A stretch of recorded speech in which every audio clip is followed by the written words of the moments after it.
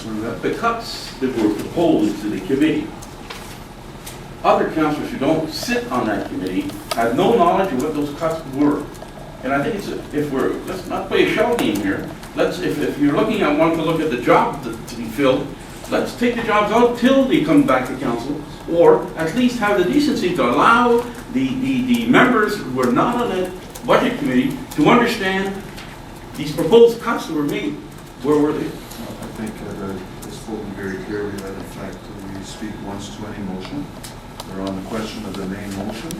And that's the procedures we've always used, and I don't anticipate. As a recorded vote, Mr. Ernst, please. We're not quite there yet. But at the appropriate time, I'll take that motion. So let me, Councilor Murphy, you haven't spoken on the main motion. Okay. Worship, by all means. I just sitting around being one of the so-called newbies here. It's a very daunting task, and again, I commend the Budget Steering Committee and administration for the work that they put into it. I've been fortunate to attend about half those meetings and follow up with certain administration about that and other councillors as well, especially committee members. And I too have a hard time supporting the budget as it stands based on the motion that was presented before. We had an opportunity to claw back, but at the same time, not affect where we were headed or what we were doing. I think it was a little bit inventive, creative, and again, commendable. So I really do think I won't be able to support the 0.97 based on the fact that there could be room for improvement. Anything further, Councilor Murphy? Okay.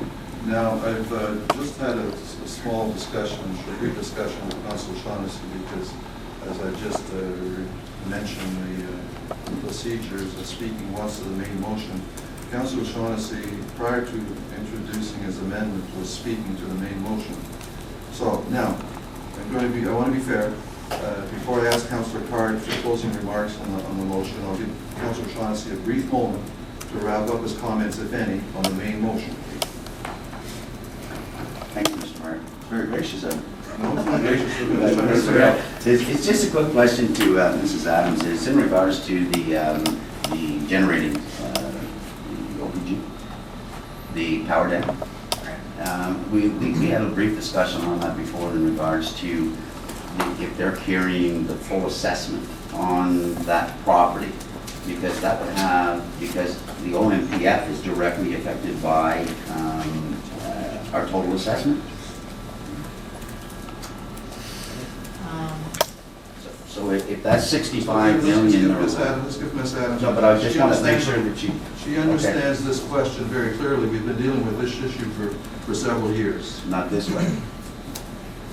Through you, Mr. Chair, through to Councillor Shaughnessy's question, I don't have a definitive answer to you, but what I can state is that through that equalization grant and OMPF, all municipalities are treated in the same fashion. So if that payment in lieu calculation, if that property is excluded or included, depending on what that value is, the province would be consistent through all municipalities on how they consistently attribute a value to that. That's part of that calculation.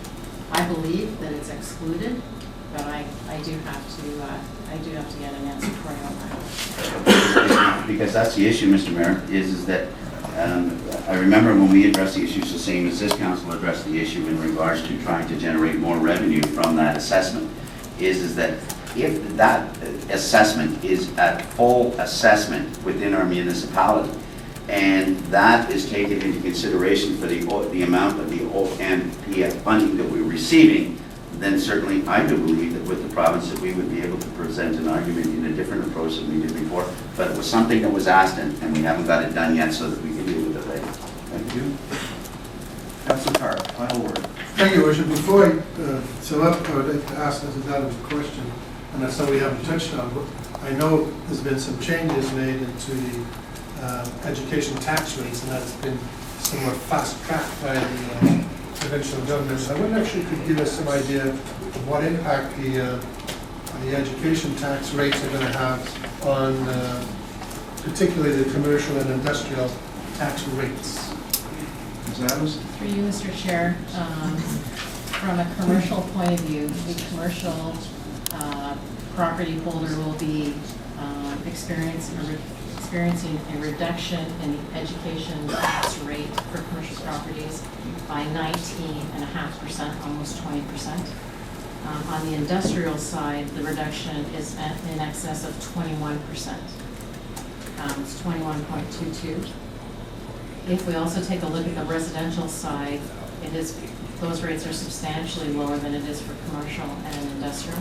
And on the residential side, the rates are also dropping by approximately 4.15%, which really is offsetting the impact of the average increase in assessment by impact. So from a residential property holder, their overall change to education taxes should be flat year over year. And it's been that way for the last 2 years through this phase.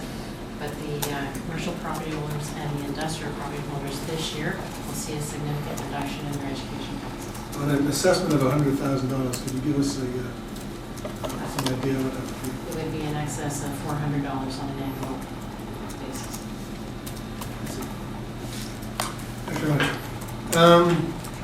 We talk about growth. I mean, all of us are aware of the group that came to council many weeks ago and talked about their concerns and high tax rates, and we had discussions, in this room. We had a presentation in council.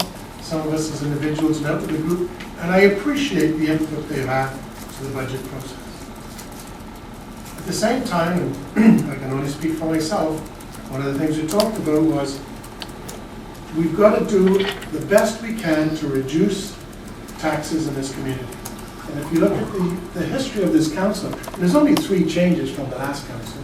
Last council, over a 4-year period, was a 6% overall increase in taxes, which I think, if you check the history of this community, is a pretty, it's almost a record, I think. And Mrs. Adams can check that. And we're prepared to make some kind of goal for this council. Not today, but there will be a goal set for this council, and I think that's the mayor's responsibility, and that will come sooner, not later.